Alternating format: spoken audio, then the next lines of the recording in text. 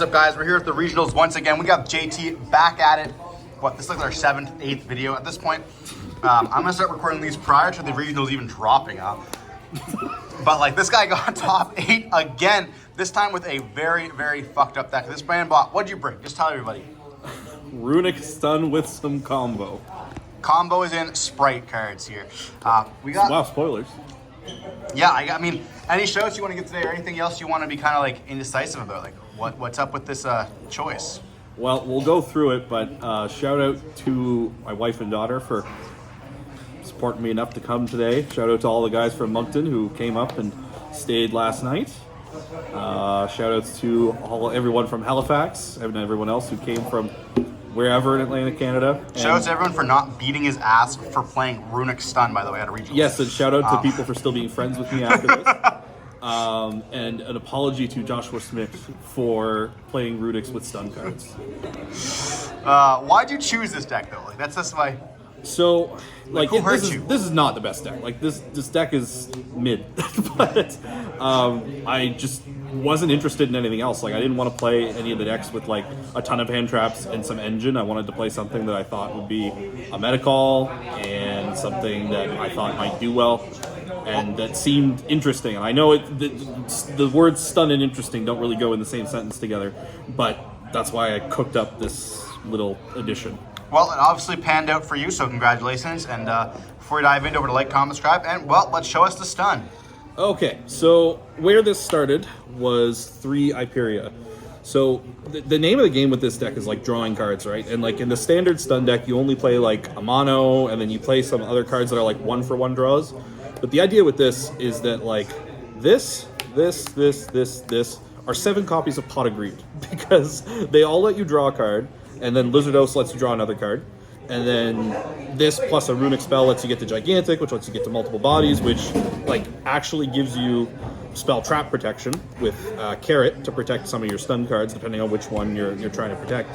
But it just gives you a lot of bodies, which is important for one of the traps, one of the floodgates that we use. And this is also a benefit because it allows you to play much better going second than like the standard Runick stun deck, because you can use the level 2s, the extra cards, like to kind of play through boards with your Runick cards as well and deal with some things that the Runick cards can't.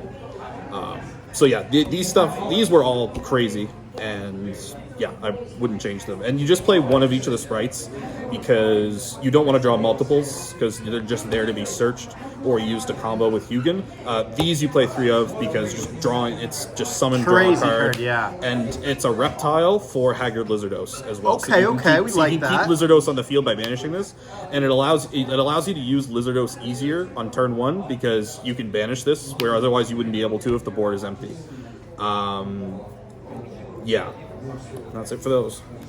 Do you ever find yourself leaving a like carrot or a red on the field? Like obviously, I would assume if you're playing it's like brand or something like that, you'd leave a carrot. But like, so if I had another body to go with it, like I would leave like primarily carrot on the field, because like red, I don't like super care about leaving on the field because I have floodgates to deal with monster effects. Like this is more important to be able to protect my back rows, because like you'd summon this and you'd like have protection against evenly, so you'd like let them go battle phase, you use this to take care of evenly, and then they have to start playing, and then you by floodgates take care of what they're playing. They're like, I was debating trading this for a cap shell, because if you happen to draw Hyperia and one of the sprite cards together, you can do the whole sprite thing. You can draw off this, you can draw off Lizardos, and then you can get cap shell off of Gigantic and use it to make Lizardos to draw an extra card. But the thing is that cap shell is like a terrible draw, and cap shell doesn't work under Gigantic. So it was just, I just wanted to play Hyperia so that if I drew it by itself, it could still just draw me a card. Fair enough, fair enough. Runick, 3 tip, 3 flashing fire, 3 freezing curses, 3 slumber, 3 destruction, 2 fountain, smiting storm, and golden droplet. So just for the deck out condition. We are playing all of it. We are playing golden droplet as well instead of the other one, I believe. Dispelling. Dispelling, right. Yeah, you're playing this because of the deck out win condition for stun, and like dispelling, you can't like this. You can just activate whenever to summon or to be able to trigger fountain or whatever. But dispelling you can't, so it's not as good. Okay. So that's why I didn't play it. More stun version, I like it. Yeah. Although, to be honest, I found there were a lot of times that I actually missed having more Runicks, so I may consider putting in an 18th. Okay. More generous, we like it. One starter to go with the sprite stuff, terraforming, card scanner. So this allows you to keep drawing off the bottom of your deck when you bottom Runick cards. And very nice with the addition of tip. Yeah. Well, you can just loop, right? And then it also lets you see like what your opponent is putting on the top of their deck, or they get a spell, which sometimes is whatever.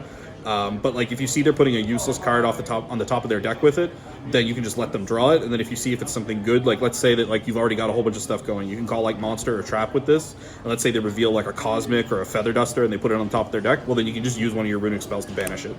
Right, so I like lets that. you do some manipulation.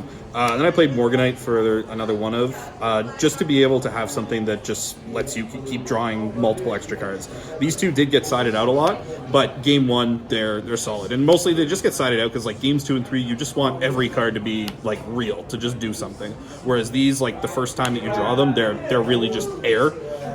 They don't start doing anything until you get like multiple turns investment into them, which only really happens game 1. Like games 2 and 3, you're trying to make the game go long, but you need to get to a point where you can make the game go long and you can't draw stuff like this. Okay. Which is mostly the reason why I didn't play like a standard like stun engine, because I just found that too many of the cards were just air going second, or games 2 and 3. Yeah, they weren't really doing breaking boards. They don't do anything. They don't break boards. They like Amano is like somewhat okay at breaking boards. But then you can't summon Hugin, you can't get Fountain Access. You can't, like, if they have, like, a huge established field, like, Amano not exactly breaking that on its own. You need an ideal combination of Runick cards to be able to do that. Whereas if you can access your extra deck and get to, like, SP or Typhon or things like that, easier. I mean, you can with Amano, but more like SP and Gigantic and other stuff and get more bodies, then it allows you to break boards easier.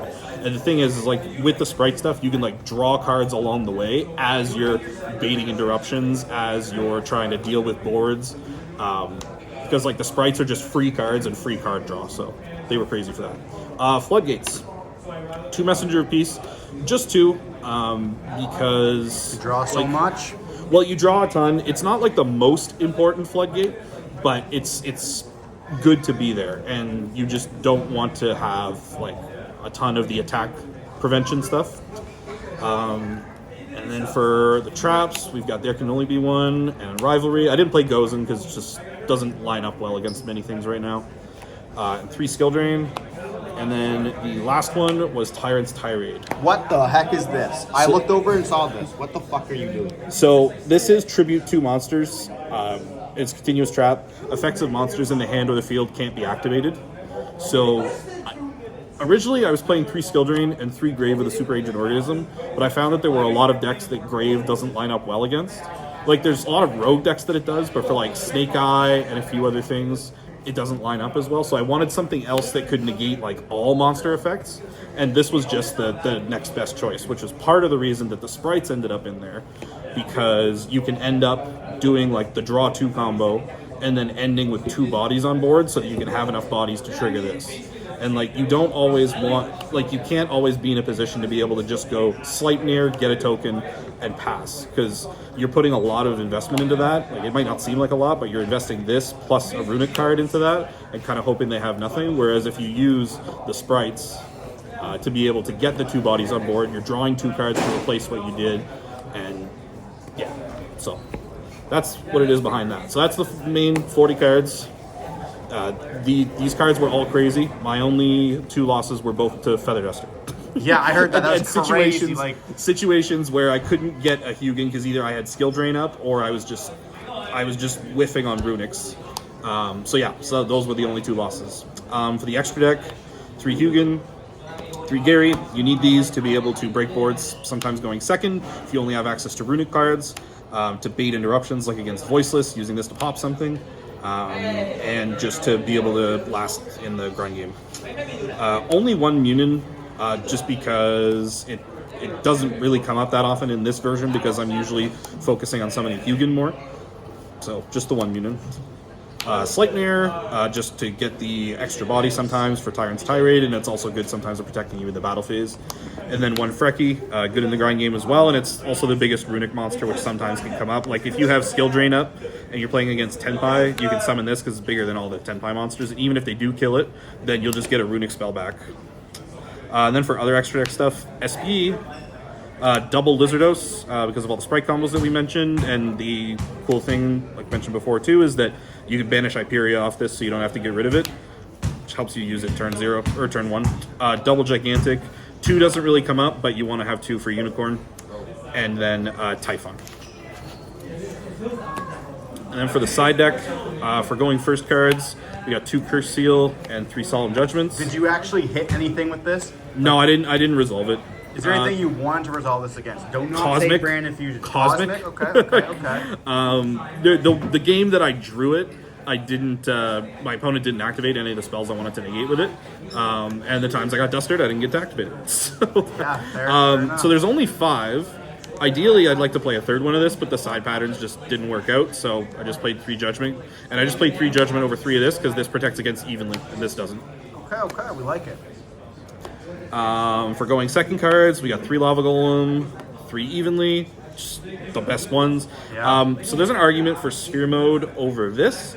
I played this because it can deal extra damage, and it doesn't rely on my opponent like being conservative. Like, it's very common for this deck to play Sphere Mode, and the normal version of this deck can't play Lava Golem because you play so much stuff that prevents you from special summoning, like Duality and things like that. So I played this to try and play around people maybe making boards with only 2 monsters instead of 3.